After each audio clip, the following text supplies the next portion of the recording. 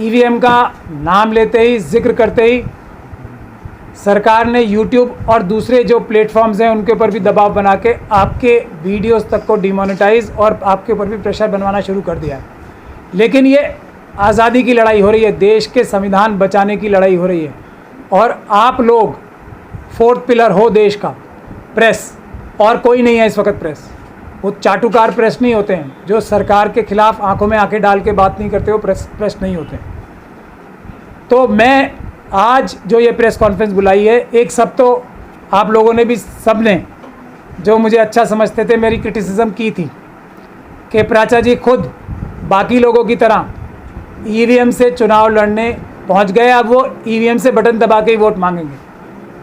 तो मैं आज वो सबके सामने पहला तो वो राज खोलना चाहता हूं, और आज मैंने करके फिर ये राज खोला है, क्योंकि अगर मैं ये बात पहले बता देता कि ईवीएम के खिलाफ मुहिम में पॉलिटिकल पार्टीज़ ने सड़क पे आने में हमारा साथ नहीं दिया, वरना ईवीएम पहले ही रुक जाती। मैं आपको पूरे दावे के साथ ये बात कह रहा हूँ। पॉलिटिकल पार्टीज़ ने हमारा समर्थन तो किया, लेकिन सड़क पे आने को तैयार नहीं हुई, और उसकी वजह से ये जो दमनकारी एक सिस्टम और निज़ाम बना हुआ है आरएसएस और बीजेपी का, जिसने सभी संस्थानों पे दबाव बना रखा है, वो दबाव उनका चलता रहा, और ईवीएम जो कि पूरी तरीके से गैर कानूनी है, उसके माध्यम से ही चुनाव होते रहे। तो आज हम वो सब रास फाश करने वाले हैं। तो पहला तो मैं आपको ये बता दूं कि जो ये इलेक्शन लड़ने की एक रीज़न था, आज मैं फिर रिपीट कर रहा हूँ, ये था, हम सब लोगों ने ये तय किया था कि हम एक ऐसी सीट चुनेंगे जिससे कोई भी ऑपोजिशन पार्टीज़ का नुकसान ना हो, जिससे एक ऐसी सीट जो भारतीय जनता पार्टी ईवीएम के ज़रिए से और पुलिस प्रशासन को गलत तरीके से इस्तेमाल करके, क्राइम करके, लोगों को, कमज़ोर वर्गों को, एससी और शेड्यूल कास्ट कम्युनिटी के और माइनॉरिटी कम्युनिटी के घरों से नहीं निकलने दे के, वोट परसेंटेज कम करा के उनकी चुनाव जीत लेती है। रामपुर उत्तर प्रदेश की एक ऐसी सीट इसीलिए चुनी गई थी कि वहाँ पे कोई गठबंधन का या किसी ऑपोजिशन पार्टी का कोई नुकसान नहीं हो सकता, हो ही नहीं सकता, क्योंकि वो ऑटोमेटिकली सीट 2 बार से हम लोग हार रहे थे, बीजेपी जीत रही थी। हमने ये भी गुजारिश की थी कि ये हारी हुई सीट जो इस बार भी हारने के पूरे उम्मीद है, क्यों? क्योंकि मेरे जैसा कैंडिडेट वहाँ कोई है ही नहीं। क्योंकि समाजवादी पार्टी और दूसरी ऑपोजिशन पार्टीज़ को पुलिस उनके वर्कर्स को कैंपेन करने के लिए घरों से बाहर नहीं निकलने देती। तो इस हालात में कोई भी व्यक्ति अगर पब्लिक वोट भी देना चाहे तो पब्लिक को वोट देने के लिए घर से बाहर नहीं निकलने देती पुलिस। तो ऐसे हालात में कोई मेरे जैसा व्यक्ति हो जो जाना जाता है इस बात के लिए, जो संविधान और कानून के रास्ते से पुलिस प्रशासन को संविधान और कानून का पालन करने पे मजबूर करता है और अपराध करने से रोकता है प्रशासन और पुलिस के लोगों को, वही वहाँ पे लोगों में कॉन्फिडेंस इंस्टिल कर सकता है और लोग वोट देने बाहर आएंगे, तभी तो कोई जीतेगा और हारेगा। खैर, ये वजह भी थी।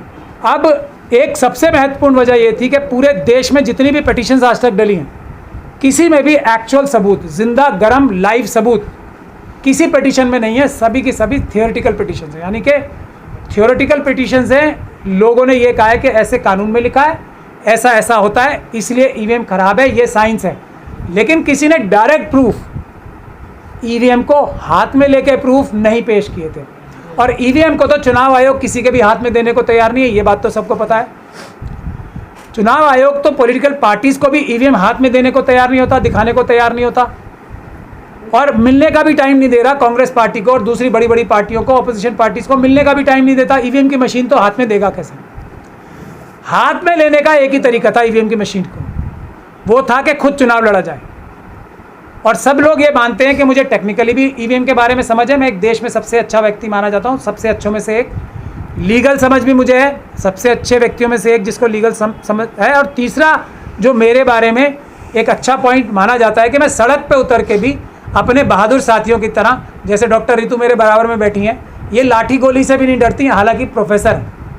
मैं वकील हूँ, मैं भी बाकी सुप्रीम कोर्ट के वकीलों की तरह ऐशो आराम की ज़िंदगी एसी कमरों में गुजार सकता हूँ, लेकिन मैं सड़क पे आके देश का संविधान बचाने के लिए लड़ने की भी ताकत रखता हूँ।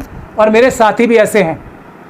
जो साथी ऐसे नहीं थे वो दूर हो सकते हैं, लेकिन ऐसे साथी भी रहेंगे, और हम लोग काफ़ी हैं जो ऐसे साथी हैं जो पुलिस प्रशासन की आंख में आंख डाल के संविधान को बचाने की ताकत रखते हैं। तो ये तीनों कॉम्बिनेशंस की वजह से मुझे वहाँ पे उतारा गया था और हमने वो चीज़ में सफलता प्राप्त कर ली। अगर मैं ये बात पहले से लीक कर दूँ, हालांकि बहुत सारे लोगों ने मुझे क्रिटिसाइज़ भी किया होगा इस बारे में, किया भी, मुझसे सवाल भी पूछे, लेकिन मैं चुप रहा, क्योंकि अगर मैं पहले ये बात बोल देता कि मैं ईवीएम की मशीन हाथ में कैसे आएगी किसी के भी, उसके लिए चुनाव लड़ना मेरा ज़रूरी है, तो शायद मेरा नॉमिनेशन ही रद्द हो जाता। तो अब मेरा नॉमिनेशन पेपर क्लियर है, मैं रामपुर से चुनाव लड़ रहा हूँ। अगर तो ऑपोजिशन की पार्टीज, सपा ही सिर्फ अपना कैंडिडेट वहाँ से कह दे कि हम इसे नहीं लड़ा रहे, तो मुझे कैंपेन करने की ज़रूरत नहीं है, वहाँ पे मैं हैंड्स डाउन वो सीट जीत जाऊँगा। लेकिन मेरा सीट जीतना महत्वपूर्ण नहीं है। 543 सीटों पर ईवीएम से चुनाव ना हो, और अगर हो तो वो चुनाव रद्द कराए जाएँ कानूनी तरीके से, संवैधानिक तरीके से, वो मेरा पहला मकसद है।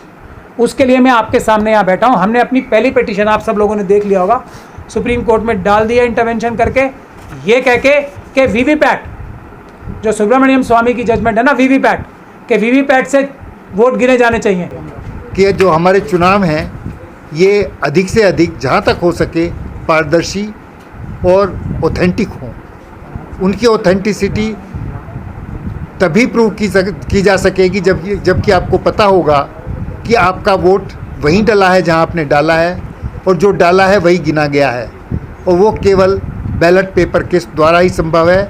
आज तक कोई ऐसी टेक्नोलॉजी नहीं आई है जिसे कि हम हैक ना कर सकें, या जिसके अंदर कोई हम छेड़छाड़ ना कर सकें उसके सॉफ्टवेयर के साथ। अभी जैसा कि बताया प्राचा साहब ने, जब आप उसमें सिंबल भी डालेंगे, जब आप उसमें कोई सॉफ्टवेयर भी डालेंगे, तो उसके अंदर मेलवेयर भी जा सकता है। आप सिर्फ सिंबल डाल रहे हैं पर उसमें मेलवेयर भी साथ में जा सकता है।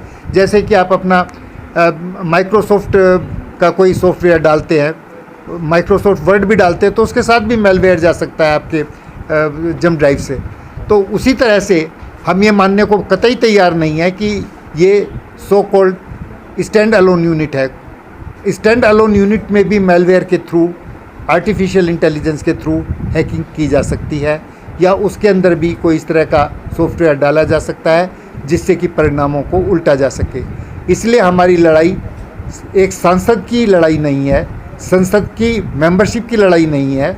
हमारी लड़ाई संसद बचाने की है, संविधान बचाने की है, और चुनाव जो कि संसदीय लोकतंत्र का एक सबसे बड़ा महापर्व है, उसको बचाने की है।